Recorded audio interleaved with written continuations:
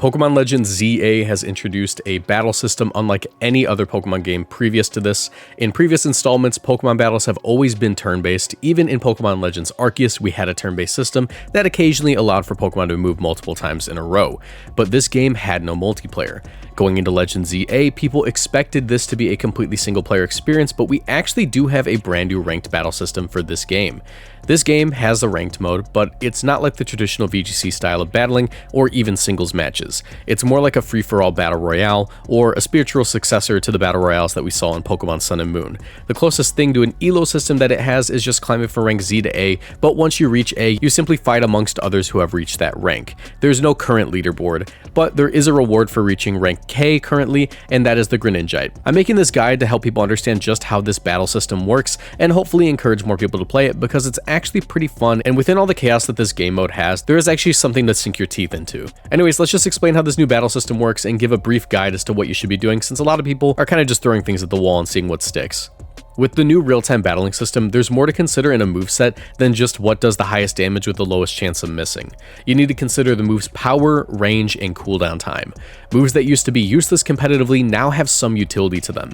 Low-powered moves like Wing Attack would almost always be dropped in favor of high-power moves like Brave Bird, but in this real-time system, there's a case to be made for running both of these in the same moveset, as Brave Bird has a 10-second cooldown time, which means if it fails to pick up a KO, your Pokemon may be vulnerable to being knocked out. Having moves with low cooldown times like Wing Attack on certain builds may be the right call for you. However, there are other lower power options that provide great utility while also having a very low cooldown time. Moves that would typically have priority like Quick Attack and Aqua Jet now teleport your Pokemon closer to the target before dealing a small amount of damage. Closing the distance with these moves allows you to follow up with higher power moves that have lower effective range, rather than risking missing them outright. Pivoting moves like Teleport and U-Turn now have the added effect of teleporting your Pokemon to your position instead of switching them out entirely, meaning that you can begin to run while the animation is playing and have your Pokemon instantly move to you to put space between you and your opponents. Even moves like Rollout have the added utility of having super far range to deal collateral damage to any Pokemon caught in the way once you've hit your intended target. And Rock Tomb even leaves small rocks if it misses, which allow for you to play around them like cover until they're broken. The point is, moves in this game work completely differently, and they're worth taking a look at, as they're not what you would expect them to be from previous installments. With the new format, gameplay and team archetypes have also been completely changed. Battles are now a 4-person free-for-all with a 3-minute timer. The winner of each match is whoever scores the most KOs, and with only 3 Pokemon on each team, you need to make sure your type matchups are accounted for, especially since you only get 3 swaps per life. Yep, there are lives in this game mode, so if you lose a Pokemon, you'll enter a spectator mode until you respawn with whichever Pokemon you choose, even if that Pokemon was the one that just got knocked out. Means you need to have enough situational awareness to know when to use those limited swaps. Effectively, all of your Pokemon's combined HP serves as one big health pool to prevent you from getting KO'd and needing to enter that spectator mode again. So if you're in a pinch, you can switch to another Pokemon that may be able to either win the encounter or put enough space between you and your opponent that they give up and switch to another target. This game also still has natures, EVs, and IVs. Effectively, you train your Pokemon just like you would in a traditional Pokemon game like Scarlet and Violet.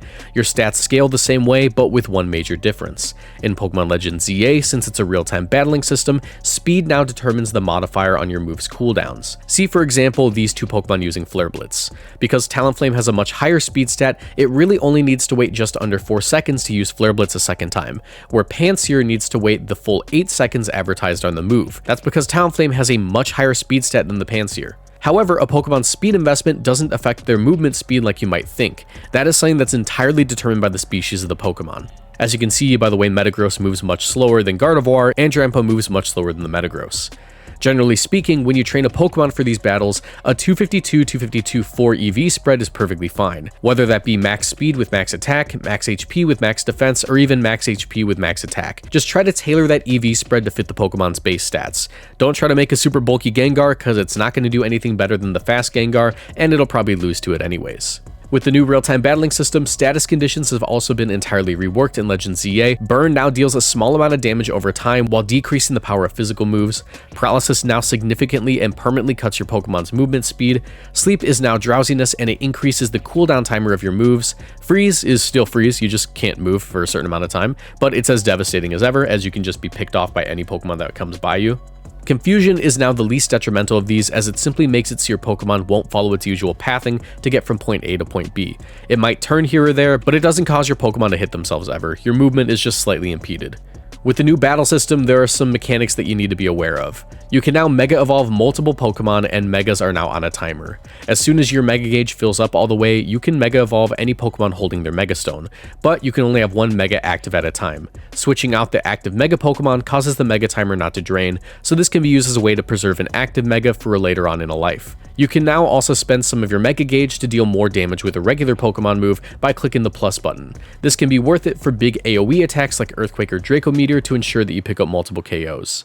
Items and Mega Energy now spawn on the ground for Pokemon to pick up. Mega Energy simply fills your Mega Gauge, but Potions will heal your whole team, and the other two items that I can't quite discern will cause you to either deal more damage or take less damage for a set amount of time. With the basic mechanics explained, let's get into some general strategies that you should keep in mind. When you build a team, you need to make sure you're covering for your type weaknesses. Personally, I've been going with a Fairy Dragon Steel core since it's a solid option, and the type triangle can switch in for each other in basically every situation. It's important that you have a dedicated bulky attacker, so that way you can pivot into them in a pinch so you don't lose a Pokemon too early. Don't be afraid to zone out other players if you're in the lead. This can be really annoying online when it happens to you, but sometimes not taking a fight is going to be the best option.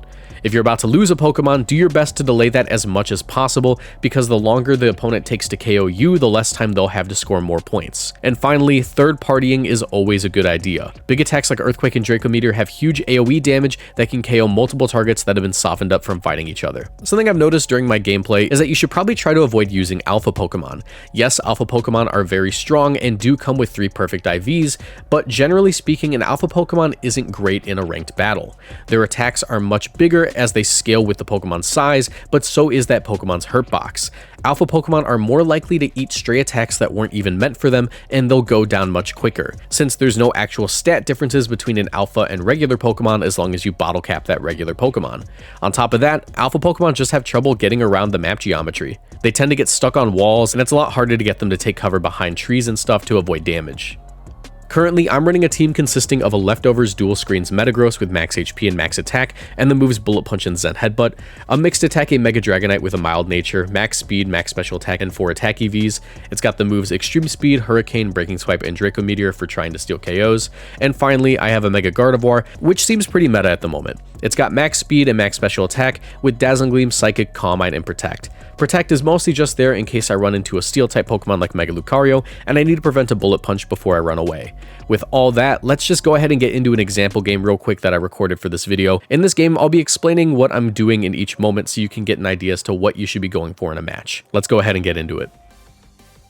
Alright, let's see what the leads are. Emboar. Okay, we are not staying in. I'm not messing with that. Let me Hurricane you right away. And Extreme Speed pick up the KO. Yep, they weren't able to switch out in time. That's mine, sir. It's Extreme Speed in on this Meganium. Oh, we got blocked by the bench. Can I Hurricane you?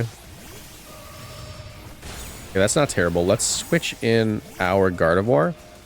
And we'll try to take out this guy with Dazzling Gleam. Not quite. I Psychic you.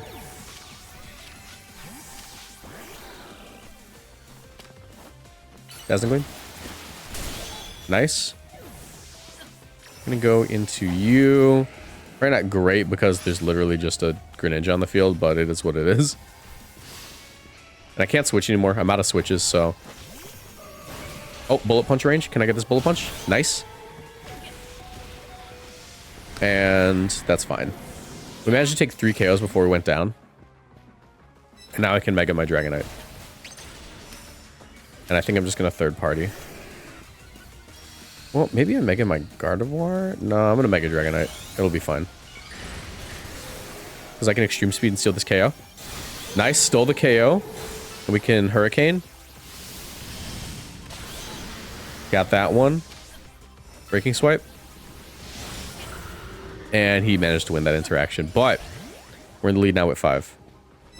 This is what I mean. Like, you have to like get in the rhythm of things. At first, it's going to be difficult, for sure. But once you get into it, it makes a lot more sense. Oh, I don't have any way of KOing you. Go into my guy. Draco Meteor, actually. I'm just gonna get you. Me when I get you? Me when I get you?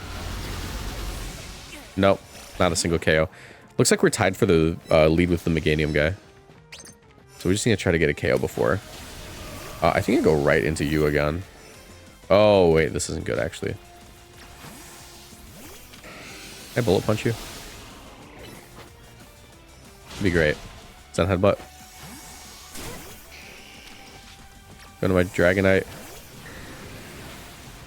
Mega Evolve.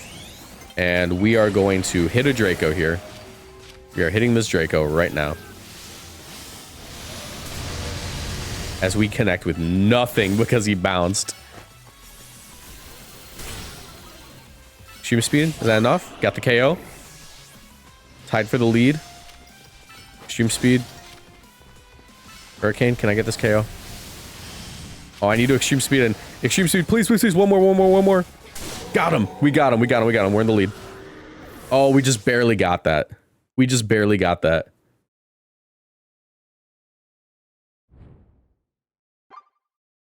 Oh, we tied for first. All right, that's fine. Still good points. Still very good points in that. 7 KOs is a lot. As you can see, 150 points from that. Right up to rank J. Do it. Hopefully you found that example battle pretty helpful. At the moment, we're uncertain what the meta is looking like.